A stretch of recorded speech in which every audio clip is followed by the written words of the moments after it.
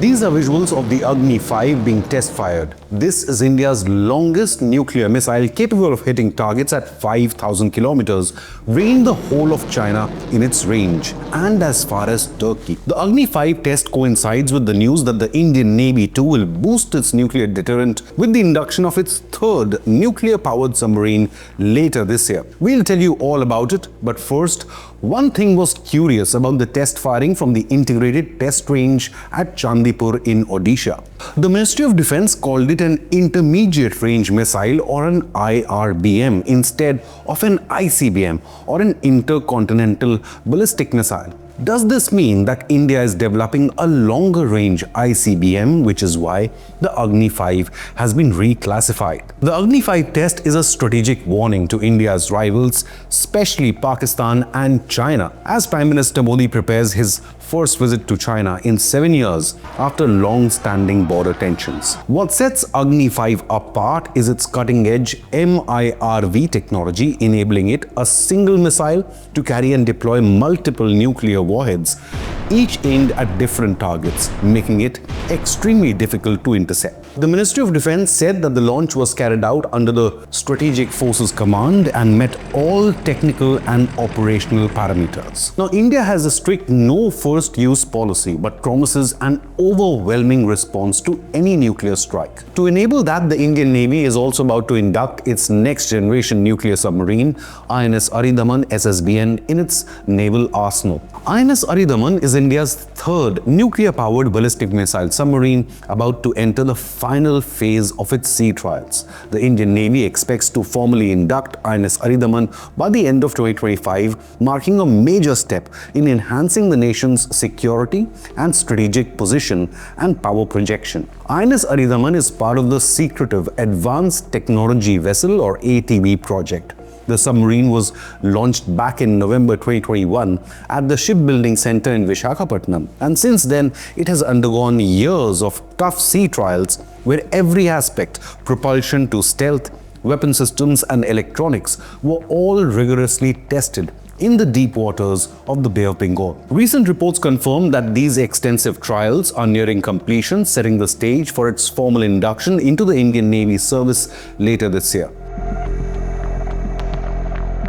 The 7,000-ton submarine is not just another addition to the Indian Navy fleet.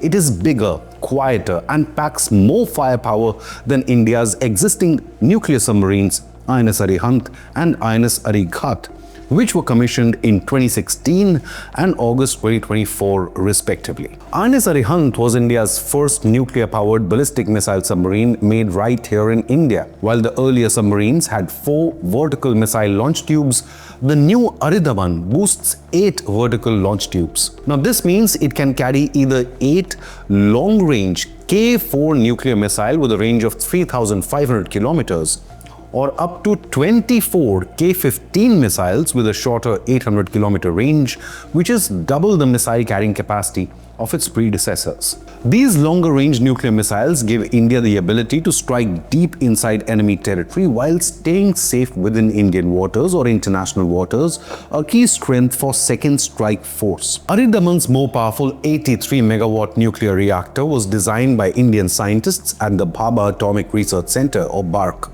This potent reactor not only helps the submarine to travel faster, up to 24 knots underwater, but also makes it quieter and thus harder for enemy forces to detect this Indian submarine. The submarine is fitted with advanced Indian-made sonar, navigation systems and fire control systems, building upon years of learning and experience from INS Arihant and INS Arighat. Almost 70% of INS Aridhaman's components are made right here in India, reflecting the huge strides achieved under the Make in India initiative. Major Indian companies like Larsen & Toubro as well as Tata Power have played a vital role in its construction. This high level of indigenous content boosts self-reliance in India's defense sector and equips the Navy to maintain and upgrade this submarine independently. The induction of INS Aridhaman comes at a crucial time as the Indian Ocean region faces increasing tensions from China's rapidly expanding naval presence and submarine presence in the IOR. On one hand, the Chinese PLAN is projected to have 80 submarines by the end of 2025, including several SSBNs armed with ballistic nuclear missiles. On the other hand, there is Pakistan modernizing its underwater fleet with the acquisition of 8 modern Hangar-class submarines from China, of course. India too seems to be ready to counter these threats with INS Varsha, a new nuclear submarine base in Andhra Pradesh set for completion in 2026.